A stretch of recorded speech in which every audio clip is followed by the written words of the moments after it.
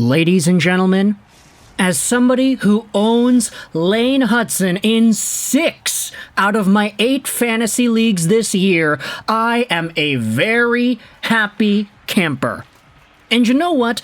The Montreal Canadiens defeating Vancouver 5-4 in overtime in a spectacular 3-1 comeback victory. I get it, you could say. Lego, aren't you a primary Canucks fan? Why are you not upset about this? Well, firstly, Montreal, second favorite team of mine, so I'm okay if they win here. But secondly, the fact is, Vancouver losing yet another multi-goal blown lead game like this one, where they had momentum, they had the scoring touch, they had offense, and they had chances. But for them to blow it one more time, and for them to lose it, have it slip away from their fingertips like Sandman in the vacuum trying to grab the picture of his daughter in Spider-Man 3 because of NILS freaking Hoglander, I think it makes for a much more interesting narrative. I think it makes for a more exciting and maybe explosive conversation. And I get it, Lego, why do you want to have an explosive conversation? Aren't you, supposed to be cheering for the Canucks? Aren't you supposed to want to see this team do well? And I'm like, yeah, of course. But there's definitely more parts in my soul this year compared to last year that just goes out there and doubts my favorite team. Vancouver, they're just not it this year. And I think with the amount of games that go down like this, where they have a multi-goal lead, they are in control, they stop putting their foot on the gas pedal, they just kind of break a little bit, they slow down. They go 50 in a 50 zone. They don't keep up with the 60 or maybe even the 65 like everybody else around them. When they get that lead, they go into cruise control. And it's usually slow enough where, hey, guess what? Objects in the mirror are closer than they appear. Whoop-de-doo, sorry, Seattle's tied the game, and they win in overtime. Whoop-de-doo, sorry, Seattle wins again. Whoop-de-doo, it's Montreal, and they've come in here and won in overtime. Of course, no discredit given here to the Montreal Canadiens because they played a hell of a game. This was a crazy back-and-forth affair filled with goals, controversy, a lot of people going out there talking about penalties, and a lot of great plays out of top defensemen. Quinn Hughes and Lane Hutson, the top 2 defensemen showdown here, was phenomenal. Both of these guys play like each other. And I will say, it was very kind of weird seeing this go down where they were both bouncing back and forth with spins and really nice passing plays in the offensive zones. It was a really nice, entertaining game. You know what else was entertaining about this game? The fact that it was on Amazon. I will say, though, one critique: you guys gotta lower the volume on the damn commercials, man. And of course, speaking about commercials, if you need a VPN, ExpressVPN's got your back. It's the top link in the description. Use it. It helps you out. It helps me out. It's good for everybody. But either way, the commercials in this broadcast, man, holy... was I the only one on my TV set when the game would start? Okay, turn the volume up, it's a little low. Crowd noise is good, commentary voice is good. Commentary style, that's a different thing. I honestly didn't really pay too much attention to the commentary. They were just spouting off random stats like usual throughout this broadcast. But the commentary, the audio of the broadcast itself in the arena, mwah, chef's kiss, it was great. But every time it went to a commercial, the commercials were always 1.5 times louder than the actual game itself. So I kept on having to go up and down with the volume. Amazon crew, you guys gotta figure out your audio levels. But aside from that, let's get into the actual game itself. First goal of the game is scored by Cole Caufield, and it's a minute in. It was not a good start for Vancouver at all. Jonathan Lekkerimaki in the 4th line gets played first, and Lekkerimaki gets absolutely destroyed by Kaiden Guhle. Just a few seconds later, you had Slafkovsky take the puck in the O-zone. He throws it into the middle, and Cole Caufield is there. Desharnais's a little bit far away. Caufield has time, he has space, he has a shot, and he scores the goal to make it 1-0 Montreal.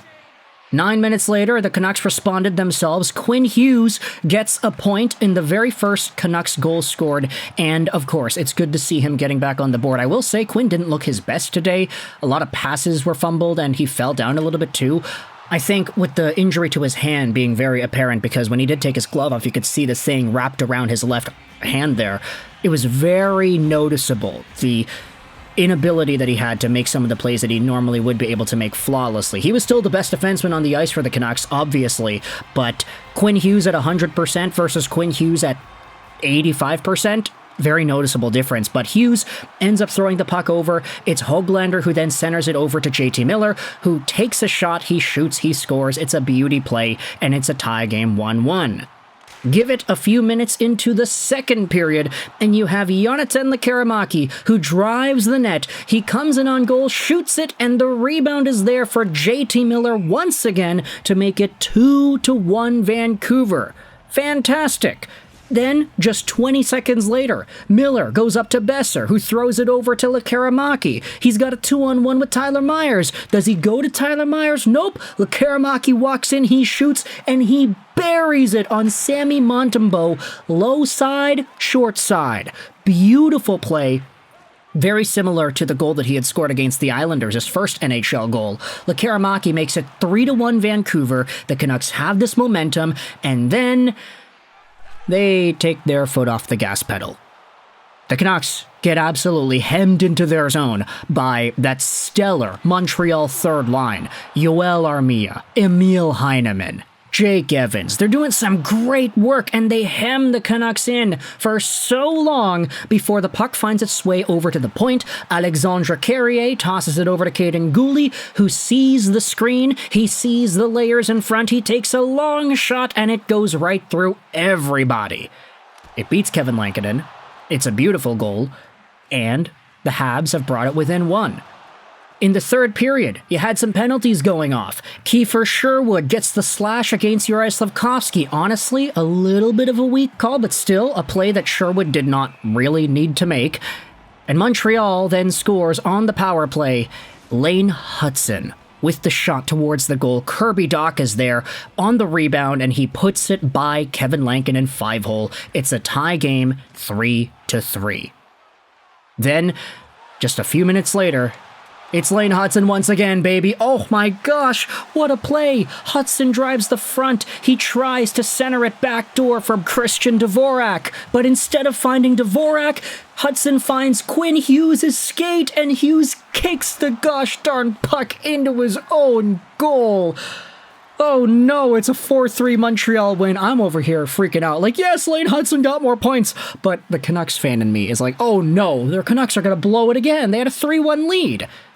This is where the game gets a little bit interesting, because Tyler Myers boards Cole Caufield. Caufield gets upset, no call, so he slashes Myers' stick out of his hands, and then Caufield gets the penalty. Honestly, upon first glance, I was like, oh, I'm surprised that Tyler Myers got away with that.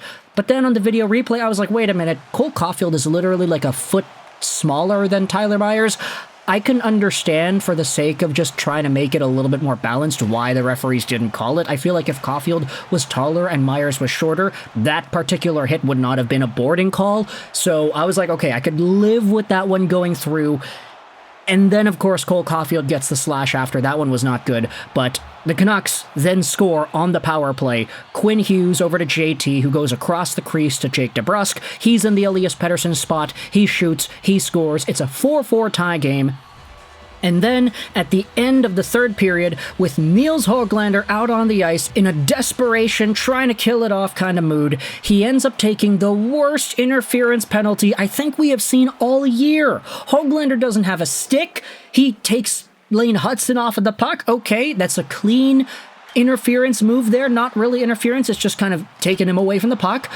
But whilst HOGLANDER is in the fray, no stick, he just goes out there and takes down Josh Anderson for no reason. What a stupid penalty to take at that time in the game. NILS HOGLANDER has taken so many ozone penalties and so many other penalties that are just totally whack. You can't be doing that in your own zone, man. You can't be hitting guys when you don't have a stick.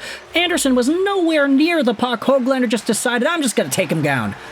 Well, I don't know, penalty, who cares? Then he got the call. The Canucks killed off the 30 seconds of power play time the Habs had in the third. And then they lost in OT. Nick Suzuki gets the goal. It's Lane Hutson who throws it over to him, so of course I'm getting fantasy points. Thank you, Lane Hutson. Blessed be, but Yeah, no, Nick Suzuki scores, and the Canucks lose 5-4. They blow another lead. What a gutsy comeback by Montreal. What an entertaining game, for crying out loud.